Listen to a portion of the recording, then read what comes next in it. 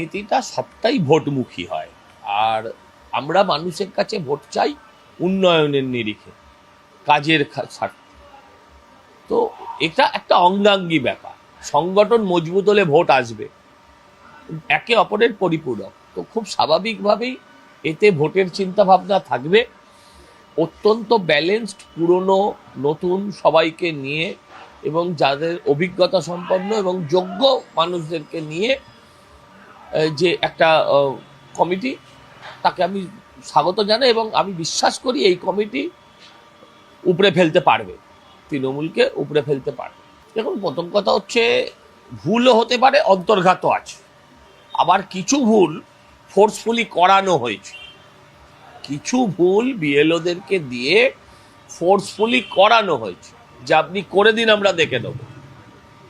তার কারণ কমিশনকে কালিমালিপ্ত করবার জন্য যেমন কাকলি ঘোষ দস্তিদার নিজেরটা আর স্বামীরটা ঠিক ঠিক ফিল আপ করলেও মেয়ে, ছেলে, বউ, মা তাদের যেমন ইচ্ছা করে ভুল করেছিলেন, সেরকম কিছু বিএলওকে ইচ্ছা করে ভুল করানো হয়েছে, যাতে করে নির্বাচন কমিশনকে বেকায়দায় ফেলা যায়। মে আর এপ্রিলে তফাৎ কোথায় আছে? মে আর এপ্রিলের মধ্যে বিরাট কোনো তফাৎ নেই। হ্যাঁ, যত পিছবে তত বর্ষা বাড়বে, সমস্ত সমস্যা বাড়বে। হ্যাঁ, তো যত এগিয়ে আনা হয় ততটা সুবিধা। তৃণমূল তো জিতবেই, তাহলে আর ওদের চিন্তা কি আছে? তৃণমূল তো জিতবে। আর ভোটার লিস্ট কমপ্লিট না করে আমরা তো আর ভোটটা করতে পারবো না। হ্যাঁ, তাহলে এই প্রশ্নগুলো অপ্রাসঙ্গিক। আসলে ওরা ভুলভাল বকছে। হ্যাঁ, তার কারণ ওই মরণকালে বিপরীত বুদ্ধি যে কথাটা আছে, সেটা আমরা প্রতিদিন এখন মমতা বন্দ্যোপাধ্যায়কে, অভিষেক বন্দ্যোপাধ্যায়কে ক্যামেরার সামনে দেখলেই বুঝতে পারি। হ্যাঁ, ছোট বোনকে আর দেখতেই যাইনি। এই যে বড় বোন, ছোট বোন, মেজ বোন, এসবের যে আগে এক সিনেমা হতো এরকম।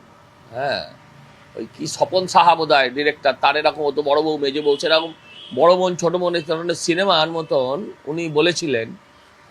তো বিষয়টা যেটা হচ্ছে যে এটা সত্যি তো, 5 বছরে একবার নন্দীগ্রামে পা রাখা তো দূরের কথা, নন্দীগ্রামের দিকে মুখ করে তাকায়নি। হ্যাঁ, তো ফলে স্বাভাবিকভাবে এটা ঠিকই যে নন্দীগ্রাম না থাকলে মমতা দিদিমা হয়ে যেতেন, আজকে দিদি হতে পারতেন না, সিএম হতে পারতেন না।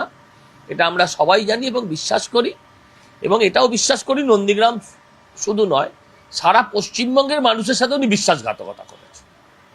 নন্দীগ্রাম অলওয়েজই গুরুত্বপূর্ণ। দেখুন, ভবানীপুর যেমন গুরুত্বপূর্ণ, যদি মানে মমতা ব্যানার্জি ওখান থেকে দাঁড়ান, সেটাও শুভেন্দুবাবু যেখান থেকে লড়বেন সেটাও গুরুত্বপূর্ণ জায়গা। নন্দীগ্রামের 11 সালের পরিবর্তনে তার একটা রক্তাক্ত ইতিহাস আছে, শহীদের রক্তে রাঙানো মেদিনীপুর এমনি শহীদের মাটি। বলে সব মিলেমিশে যদি বলেন তাহলে নন্দীগ্রাম অবশ্যই গুরুত্বপূর্ণ। শুভেন্দুবাবু যেখানকার বিধায়ক হবেন সেই জায়গাটা গুরুত্বপূর্ণ হবে না? এটা শুভেন্দুবাবু বলতে পারে, দল বলতে পারে, এটা আমার পক্ষে বলা সম্ভব।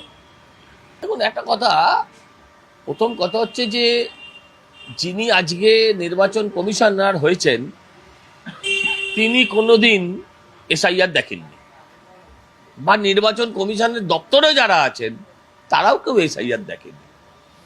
আর আজকের এই ডিজিটাল পদ্ধতিতে এসআইআর, সেটা তো কেউই দেখেনি। এরপরে যারা আসবেন তারাও তাদের জীবদ্দশায় এসআইআর দেখবে কিনা সন্দেহ, মানে তার কর্মজীবনের দশায় বলছি, এসআইআর দেখবে কিনা সন্দেহ।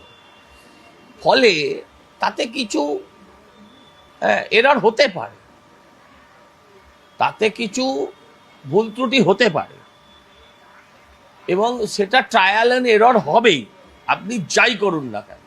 আপনার যখন প্রথম ভোটার কার্ড হয়েছিল তখন আপনার স্ত্রীর নাম ছিল, পাশের বাড়ির বৌদির ছবি ছিল।